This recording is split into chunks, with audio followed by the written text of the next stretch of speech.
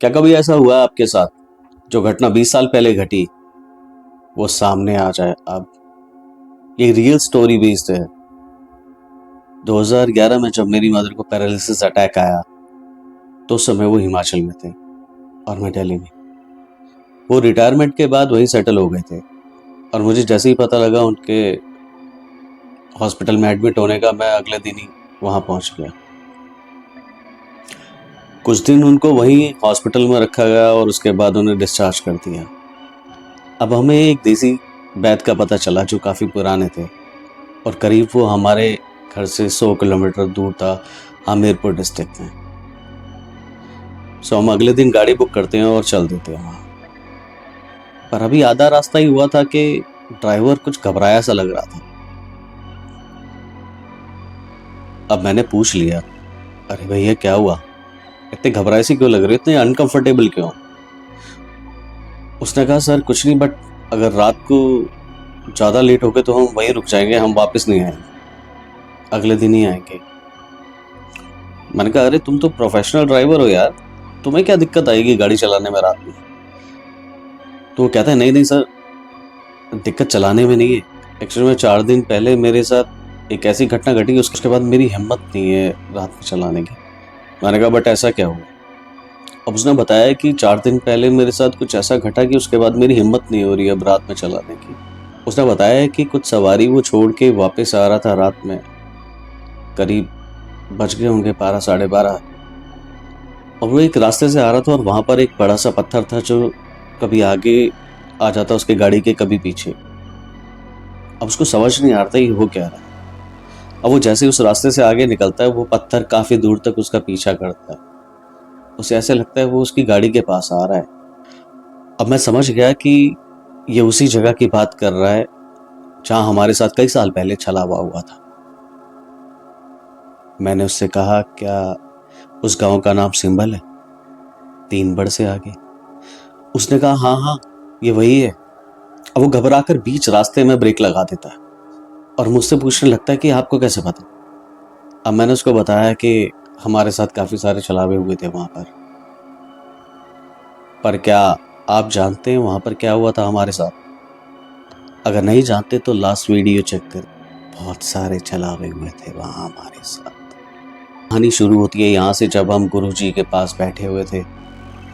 ये गुरुजी वही जिनके घर उस दिन हम रात में रुकते हैं अपनी जान बचाने के लिए,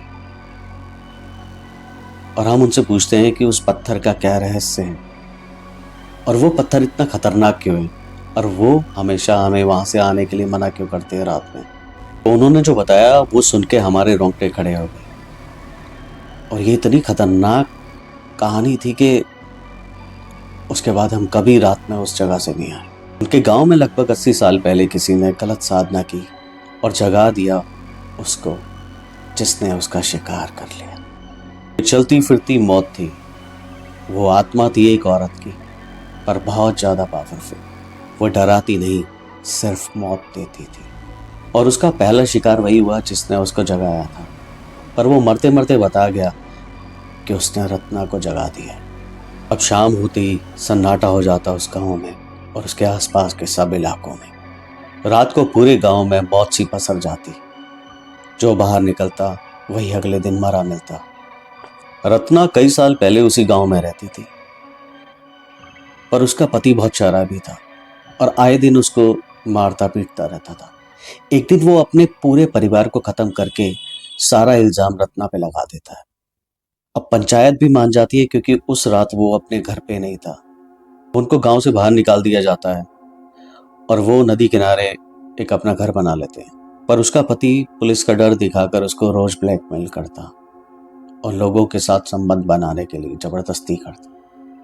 पर रत्ना ये सब कुछ सहन नहीं कर पाई और एक दिन वो अपने पति को मार देती है और खुद भी जहर खा के मर जाती है।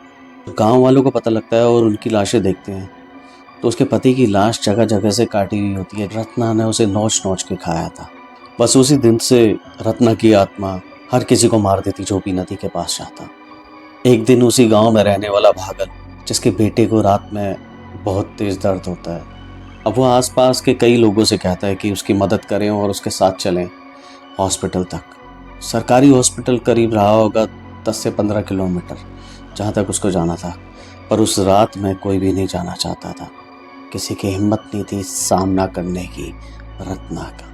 अब वो अपने बच्चे को पीठ पे लाद के चल देता है, पर थोड़ी दूर ही गया होता है कि सामने खड़ी हो जाती है रत्ना, काले कपड़ों में और वही लहू लगे हुए उसके होंठ। रत्ना अपनी जीभ निकालती है और लंबी करती है और उसकी गले में लपेट देती है। अब भागल की पकड़ बच्चे से छूट जाती है। रत्ना बच्चे को लेती है और वहां से चली जाती है। अगले दिन जब गांव वाले ढूंढने लगते तो भागल बेहोश मिलता है और बच्चा नदी के पास पत्थर पे पटका हुआ। ये खौफनाक मंजर देखकर गांव वाले बहुत परेशान होते हैं। अब उनकी हिम्मत नहीं होती इस गांव में रहने, और वो सब इकट्ठा होकर चले जाते हैं गुरुजी के दादाजी के पास। वो एक माने हुए संत थे। वो 10 महाविद्याओं में निपुण थे। उन्होंने कई वीर और मशान साथ रखे थे। अब गुरुजी के दादाजी मान जाते हैं क्योंकि एक बच्चे की मौत हुई थी, और वो मशानिया की मदद से उस रत्ना को कीलित कर देते हैं उस पत्थर के नीचे। बताते हैं पहले वो पत्थर जंगल में ही हुआ करता था और वो सुनसान जगह थी, पर आज नए दौर में वहां पर रोड बन चुका था और पत्थर वही मोड़ पर पड़ा हुआ था। 2011 के बाद आज भी कई छलावे होते हैं वहां पर और कई लोग शिकार हो जाते हैं। सब एक्सीडेंटल मौत दिखती हैं। आपको क्या लगता है वहां जितनी भी घटनाएं होती हैं, क्या उनके पीछे सिर्फ रत्ना ही है या कोई और भी, या नेचुरल डेथ्स? क्योंकि आज भी वहां कई लोग मरते हैं रात में। तो सब्सक्राइब करिए चैनल और रियल स्टोरीज सुनिए जो घटनाएं घटी मेरे आसपास।